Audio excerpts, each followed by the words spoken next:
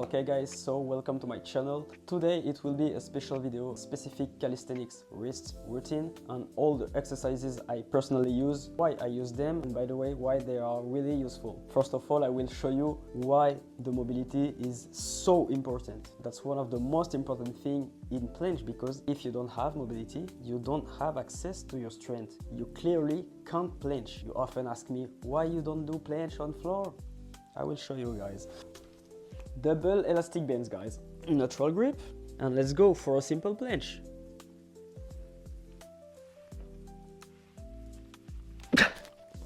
I can't, guys. It's clearly impossible for me. Why? Because my thumbs and wrists are not used to, and I don't have the mobility. Now let's try on P-bars, how it feels, even if you are strong, and even with double bands, how it's painful for me.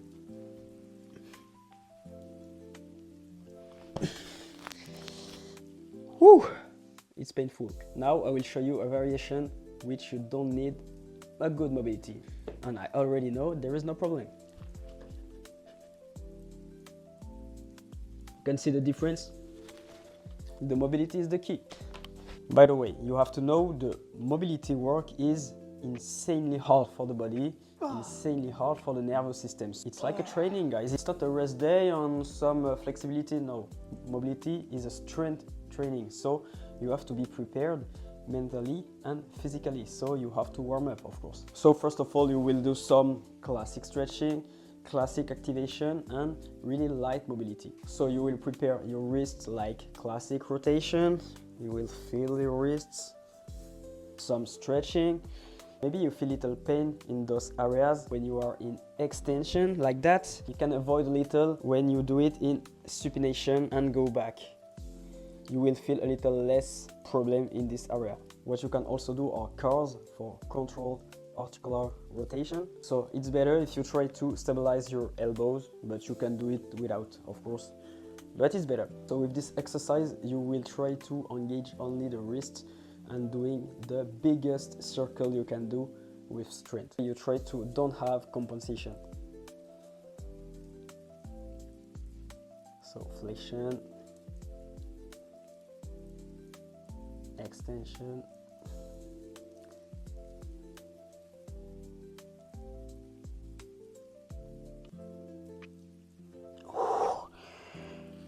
whew. As you can see, only 2 laps with 50% of intensity. It's still hard. So you will do that for your 2 wrists for the warm-up. You also have to know you have 4 types of wrist activation. First one is the wrist extension, which is the most important for the handstand work, for the planche, etc. We'll also have the flexion, also important for planche like pelican, really important for front lever and false grip. And the 2 last, and maybe the less known, the ulnar deviation and the radial deviation. And this one, the radial deviation, will be really important to improve your grip on P-bar. So for now, I will show you a mobility routine, and I will show you what you can do for 20-30 minutes to 3 or 4 times per week to improve your mobility. So for the first exercise, we will do some PAILs rails. So PAILs for progressive angular isometric loading, and rails for regressive angular isometric loading. So for these exercises, you have 3 phases. So the first step will be the stretching. So with that, you will gain some flexibility and you will convince your nervous system there is no danger, okay? So you have to hold this specific stretch maybe between 1 and 2 minutes. And with this stretching, your muscle will be released. It will be easier to gain range of motion. The second part will be the hard part and the strength part. You gain a new range of motion, and now you have to apply strength in this new range of motion. And it's like that you will gain your new mobility. By the way, it can be painful. The strength you will apply will be really progressive, like 20% of intensity each 2 seconds. 20%, 40%, 60%. 80%, 100%, 10-second hold. 2, 3, 4, 5, 6, 7, 8, 9, 10. After that, you will have to contract the antagonist, and it will improve the capacity of your articular capsule.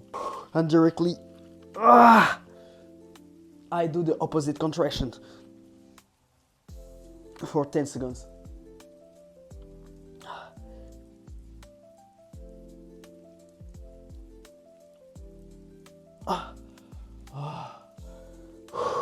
That's insanely hard for the nervous system and physically. And after that you rest 1-2 minutes and you do it again for 3 laps. So the isometric contraction will be like that during all the 2 first steps, you know, and the regressive angular isometric loading will be this activation at the end, okay? By the way, you can do this exercise for each angle you want. You can do it on the floor with a regular grip. You can also do it to improve your extension and your flexion.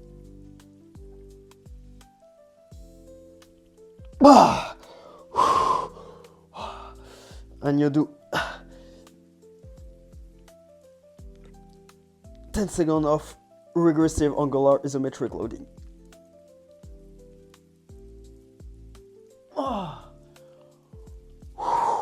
By the way, if you don't have front lever bar or dips bar, you can do your flexion pec raise with the floor. You will have the intention to put your strength like that, okay? 2 minutes hold, stretching.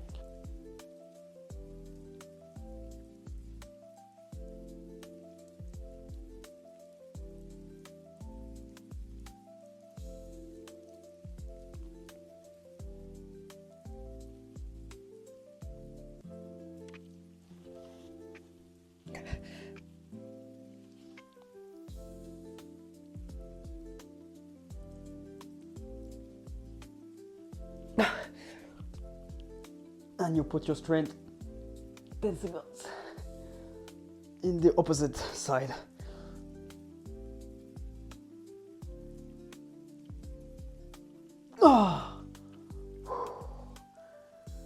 Okay, so the third pec raise exercise will be the radial deviation. Same principle, 2 minutes of stretching. And why the radial deviation is important? Because it's one of the angles you have to improve when you do P-bars or floor planches. There is not only extension, there is also the radial deviation you have to improve, and it's really hard because there is not a big range of motion on this angle. So for this exercise you will do it by yourself. You will take your hand and with this one you will stretch the ulnar part, you know.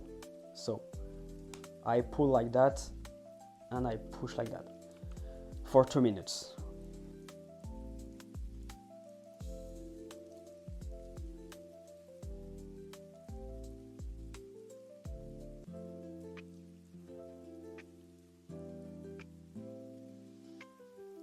Okay, now I will increase the intensity 20% each 2 seconds. 20%, 40%, 60%, 80%, 100%, 10 seconds.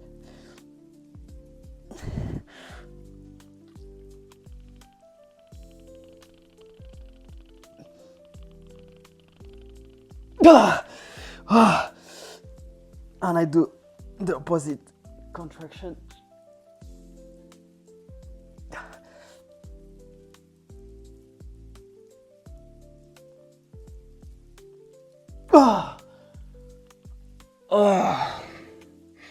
That's so hard, guys.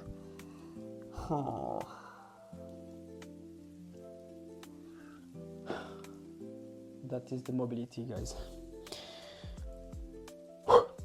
Let's go. By the way, you have to do that for the second hand.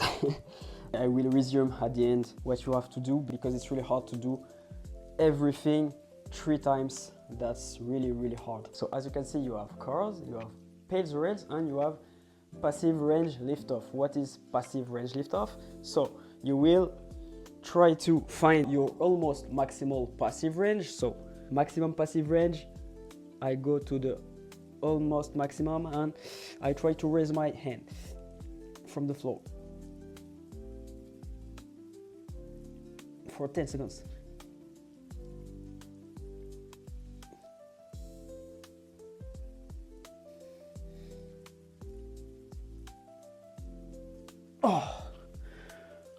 Okay, so that's passive range liftoff. So what you can do for the warm-up. The warm-up, By the way, you can't use all your energy, but it will be really important to include and add mobility work during your warm-up, because if you don't improve your mobility during the warm-up, you could never use to your body to use this new mobility during your training, you know. So even if you don't put this type of intensity, like a real session of mobility, you have to do a little mobility during your warm-up, specific mobility. Each time you do a training, you have to think about which exercise I will do today. So if I do pelican, I have to increase my flexion.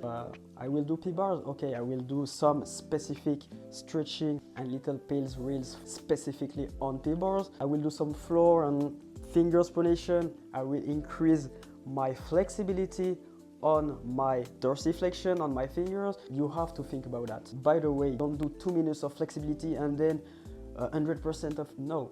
You divide all you did in a real routine, you divide it by 3 or 4, and for example, pales rails, you will do like 15, 20, 30 seconds of stretching, 5 or 7 seconds of maximal strength, you know. Exactly the same for the passive range lift off. You can do like 3-second lift, you stretch, 3-second lift, you stretch. Like that, you try to prepare your muscles and joints and you activate them properly. So I personally do like 2 sets of cars with 50% of intensity, 2 or 3 sets of mini pales rails for flexions, for extensions. But by the way, if you want to improve your mobility, it will never enough. So that's why you have to include 2, 3 or maybe 4 sessions of mobility in your weekly routine. But as you can see, that's really hard physically, mentally and nervously. Also, don't hesitate to feel a little pain, you know. For example, with Melvin, at the beginning of training, we put the elastic bands, the yellow bands, and we do a dead planche. That's really hard for us because we don't have the mobility. The dead planche is an easy skill, but we can't do it because of our mobility. But that's why we add that at the beginning of training. If we force our body to get used to the dead planche, when you step back and you do a regular planche, you feel almost nothing, you know. And see the so difference. Don't hesitate to push a little your limit, even if it's painful. You have to do this type of thing to use to your body, to use the mobility you will gain, you know. So if you want to improve the squat mobility, you don't have to do only exercises, you have to do the squat also. If you want to increase your mobility in planche, you have to do the planche, you have to try dead planche, you have to do the specific skill, you know. By the way, if you want to have access to your mobility, you have to gain flexibility. You can't dissociate both. In the mobility, you have 3 things. You have the strength, you have the flexibility, and you have the control. It's one of the 3 prerequisites if you want to improve your mobility. So that's why during the warm-up, you will always see me doing stuff like that. You think I do nothing, but currently I stretch and I work on my wrist flexibility. Yes. So that's why don't hesitate to feel your body, do some classic flexibility to be more confident, to avoid the risk of injury, of course. And don't be afraid like, oh, I don't have to stretch more than 30 seconds because I will lose my strength, and we don't care. If you want to perform, you need that mobility. So don't hesitate to do what is optimal for the next part of the training. So of course, don't do many sets of 2 minutes stretching, pales raise, and no. And don't worry, you will not lose your strength. But yeah, for the warm-up, don't hesitate to do some flexibility exercise. Try to listen your body, try to understand what will help you to be better on this movement, Try to really be clever and try to think, guys. For example, I have specific exercise for my wrist for Hefesto. I have a specific exercise to increase my mobility for close grip. I have specific exercise to increase my flexibility and mobility on my fingers for pronation Maltese. Each exercise, try to think about it, and just that it will help you for everything in your workout routine.